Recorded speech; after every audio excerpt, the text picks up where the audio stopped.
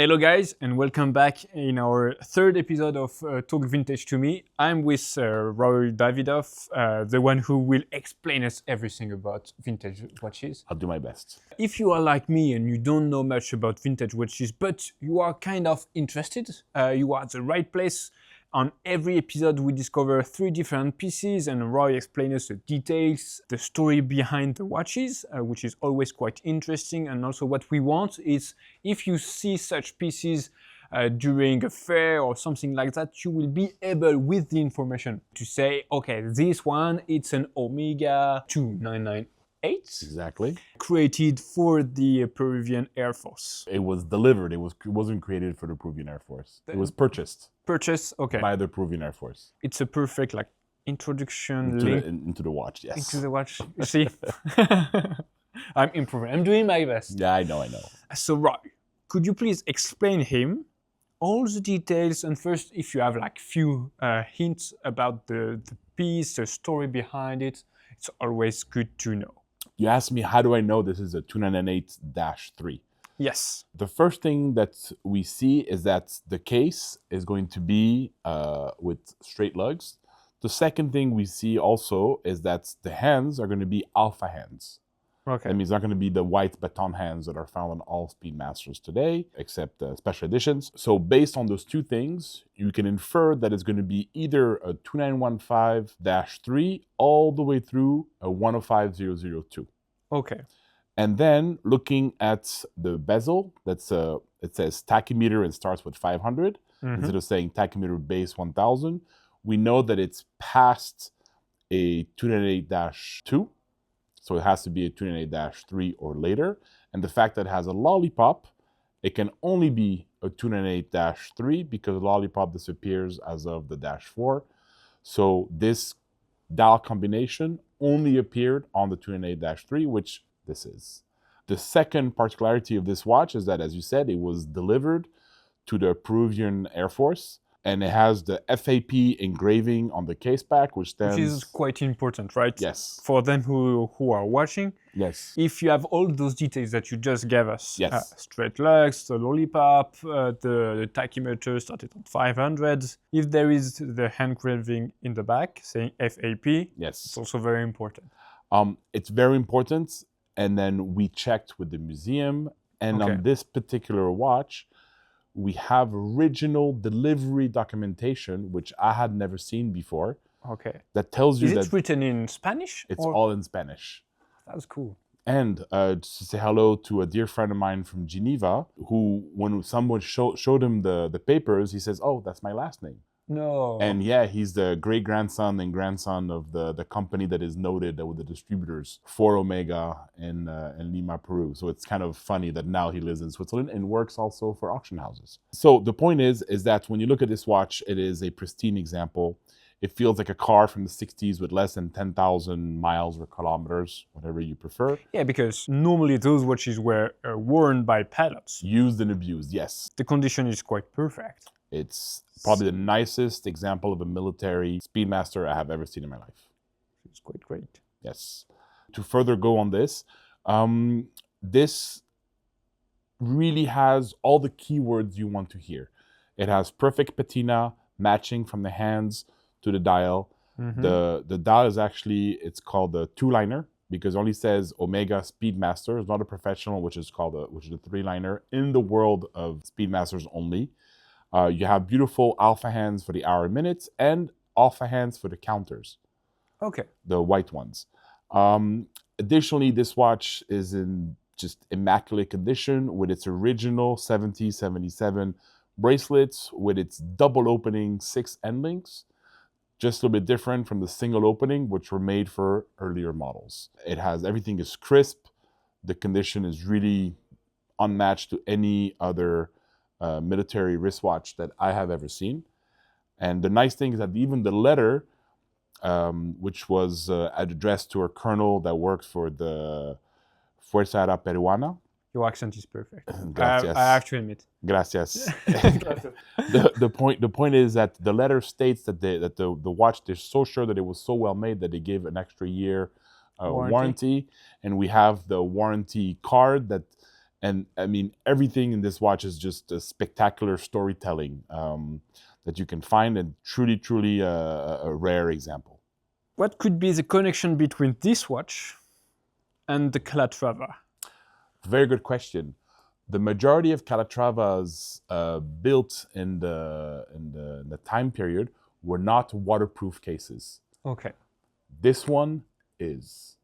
So we went from a waterproof type chronograph to another waterproof type case. In the world of Patek Philippe, when we think of the most famous watches today, it's going to be the Nautilus, of course, and a few other pieces. But the Calatrava still reigns supreme. From the Calatrava, we've had the most expensive Patek wristwatch ever sold, which is a 1518, which is simply a Calatrava with a complication. Even the early 96s that came with moon phase and other calendar indications were still based on the 96 and Calatrava cases.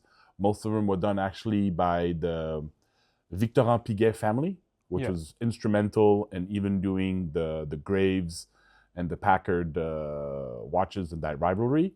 But back to this watch. So this is probably one of my favorite references in the Calatrava family, because it's a reference 2509. Okay. You can infer that simply by the dial, because they always had very ornate indices with beautiful facets, a sub-seconds, because the center seconds in the same case is called a 2508. Okay. This is 2509 with a little crosshair for to properly read the permanent seconds at 6 o'clock. The condition is incredible. It even has the original dust cover still inside the case. Matching period buckle, Okay. which is also is rare. It rare. It's rare to find the original buckles because people change straps and buckles would get lost. Okay. So very often you'd have to have like later buckles or service buckles. But this is the original or period correct buckle for the watch, which is quite nice. Impressive. And you can see the dial has aged to this champagne color. Yeah. What's really nice with this is that you can see also the perfect raised enamel, because these dials they used black enamel. They would engrave the dial where the says Patek Philippe, Genève, all the indications, then fill it with black enamel, cook it, and they would do like a muffin. It would just like cook out of the groove, and then followed, it would look like that. And then followed, it would be covered in zapon to protect the overall dial. But here you can see that everything is quite nice and raised, nice raised print. There is like a connection between this watch and the Furlan-Marie. Because I discovered vintage watches and vintage inspiration via Furlan-Marie. Yes. Andrea, if you hear, like, say hi. You will have like to explain us a bit later what the connection between those two brands. Yes. So what are the other details that we have to know? There is something about the case, right? So the case, it's quite important. The condition is actually quite spectacular. And it is, as I said, they call it a waterproof case. Okay. This watch really was built like a tank. It was the best manual caliber that they had at the time. The thick case, the finish between the satin on the side, the shiny bezel, really all the details, the no signature crown, everything is correct for this type of wristwatch. And it's truly a pleasure to enjoy and to wear, because it's usually a worry-free watch. I don't recommend any water, because this is the vintage watches. The same thing with everything else I showed on the last time. But what's important to understand is that you have a piece of history on your wrists. Exactly. Because this has influenced following Calatravas for decades. And this was really the top of the pyramid in terms of case manufacturing, dial manufacturing, and movement manufacturing at the time. Okay. Before the advent of automatic calibers. Which is, I love the noise. I'm sure we'll be able to. Yeah, nice little crunch. That's so cool. I love those tiny noise because it's something that you live with your watch. The most famous interview where someone does this is John Mayer, where he's like feeling the crunch in his hands. And it's funny because now a lot of watches I'll bring to my ear, and you just enjoy this sound because it's a sound from the past. Yeah. There is even a very modern brand today that they brought that noise back into their automatic watch. So when you wind it, you still get that vintage feel. That's cool. Shout out to my friend Pierre Biver in case, because this is a great job on his 3-hand automatic. Which is also a very nice piece. Yes, quite nice. So tell us the connection between a Calatrava from the 50s and a Furlan-Marie from the 20s. 2020. 2020s. So actually, Andrea, what he did is that he took the best waterproof manual chronograph that was made with the reference 1463, and he designed it for modern use using a mecha quartz. But in the design of the case, he used all the details that were found on that watch, and it's the exact same type of case with the waterproof screw back, the thin bezel, the nice case profile, the drop lugs. I mean, everything was done according to the scholars of design. So that was quite a faithful reinterpretation and homage to the Borgel cases. Yeah. Because that's really what he wanted to do, that you would find in Movado and Vacheron and many other brands. So if you have a Furlan-Marie on the wrist or in your collection, have a look, because in a certain way you do have something similar to a Calatrava from the 50s. I do have in my hands an Urban Jurgensen reference 8 from the 90s. What could you say about it? So Urban Jurgensen is a brand that's always been a satellite in our life as vintage dealers, because there aren't enough of them to be a mainstream piece, but they're just enough to be a really cool oddball. This watch, if I'm not mistaken, had Kari Voutilainen involved at the time, before he worked with Parmigiani. You can see all the details of a modern Kari watch in this watch, with the lugs, the type of dial, the type of hands that are called the grenouille, if I'm not mistaken. One of the details that I love about this watch is the step case and those beautiful teardrop lugs, and of course the engine turn dial that is just perfect, and proportions are really nice. And it's also using a very uncommon movement from Frédéric Piguet, because this was a movement reserved to all higher-end watch brands. You rarely found them on secondary brands. And Urban Jurgensen being a high-end brand, it's quite nice to see this caliber being used properly in this wristwatch. And the rotor is also fully in gold and engraved. The platinum case has beautiful heft. It's really nice on the wrist. It feels quite comfortable. In the 90s... It's not too big. It's perfect. 37, perfect size. The legs are perfect on the wrist. No, the dimensions are absolutely perfect. And the dial, so it's guilloché dial. Yes. So you have two different... types of finishes. Yeah, which is quite common, yes. Quite common, but very nice to see, because it's really a piece that you will take the time to discover it. When we speak about discovering watches, it's interesting because if you compare to what Breguet makes in the dials, you can see the similarity on the way it's finished.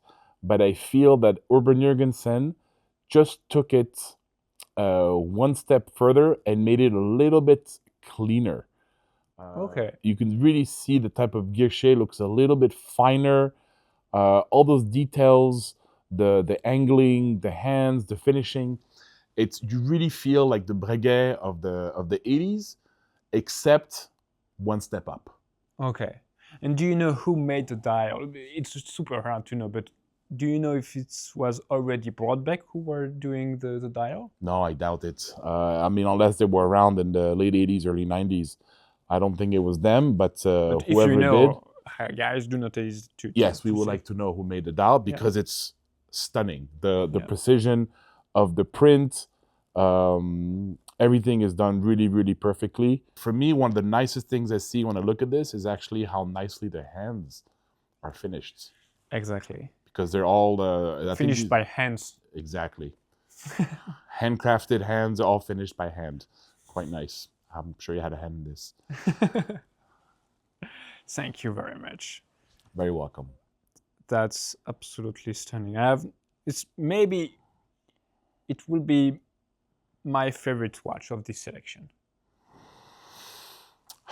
So if I have to go out or weekend or even with a suit or something like that, I would wear it. I think it's interesting that you gravitate towards this this wristwatch. I've had a lot of pleasure wearing it on occasion. If I had to choose between the Series 8, the 2509, or the 2998, I would probably lean towards the 2998 because of all the impact and history. But in a more classical setting, I think I would go with the Series 8. But for an everyday watch and to be ultra classic as some working maybe in finance or a banker, I think the 2509 is the winner every day. Exactly.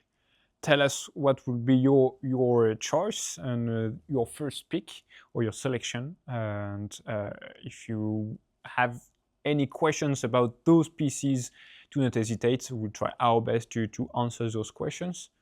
Roy, see you in the fourth episode. Yes. Thank you very much. Discover more about those vintage watches. It's always a pleasure to be able to handle those beauties. Pleasure's all mine. And if you are interested, do not hesitate. Normally, all the links will be available in the description. And see you very soon.